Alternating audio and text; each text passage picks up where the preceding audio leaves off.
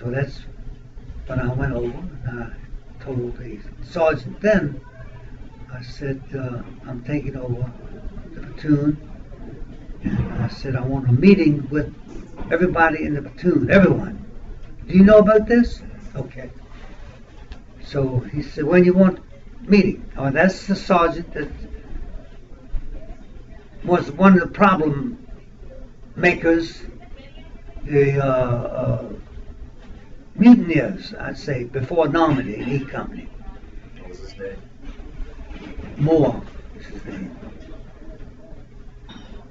And he said that you want a meeting. I said, that's right.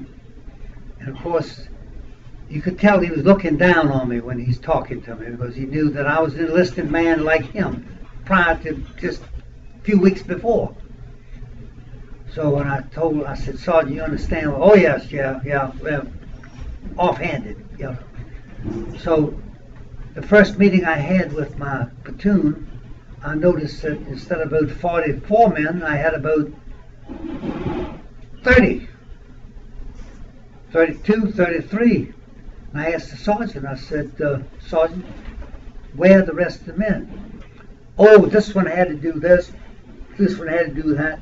I said, Sergeant, you and I had a talk yesterday, and I said I wanted every man here. Oh, okay, sir, I understand. He said, well, why don't we go ahead and have the meeting anyhow? So, boy, that's when I blew mine. I said, Sergeant, you don't understand. I said, when I give an order, I want it to be followed. I said, that's what the usual thing is, because I follow my orders. Well, we can still have the meeting. I said, Sergeant, don't you ever, as long as you are with me, don't you ever tell me what I can do and what I can't do. I tell you what you can do and what you can't do, unless I ask you. Oh, yes, sir. I said, now, tomorrow morning, we're going to have another meeting.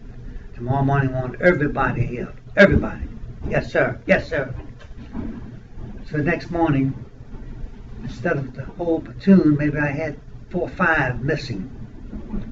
So I asked the guard on. Guard on is the guy who's like the secretary, the adjutant of the platoon. I said, guard on, I said, call a roll of the platoon. The roll, I said, yep. I said, don't you have a roll? Yes, sir. I said, where is it? He says, in my footlocker. I said, should be on you, right? I guess so. I said, nope, not guess so. I said, it should be, and it will be from now on. I said, if you want to still be the guard on. He's Sergeant. Yes, sir. I said, go get it. So he went to get it.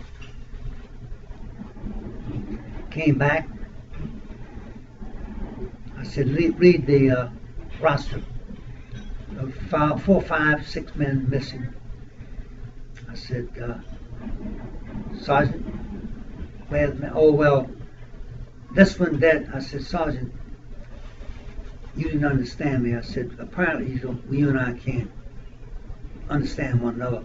I said, you and you, front and center, came up. I said, escort the sergeant back to his stuff, wherever it has, barracks bag or whatever he's got.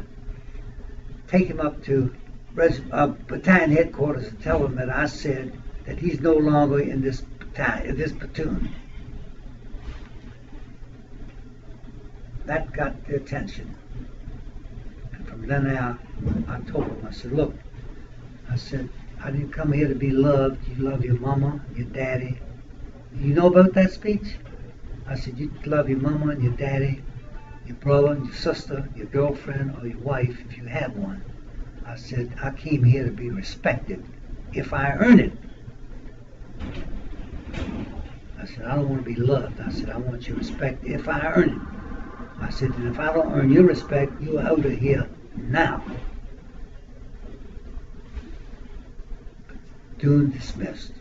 You know, I told him, I said, you're going to be the patrol platoon. You've heard that already. They have. I said, you're going to know everything there is to know.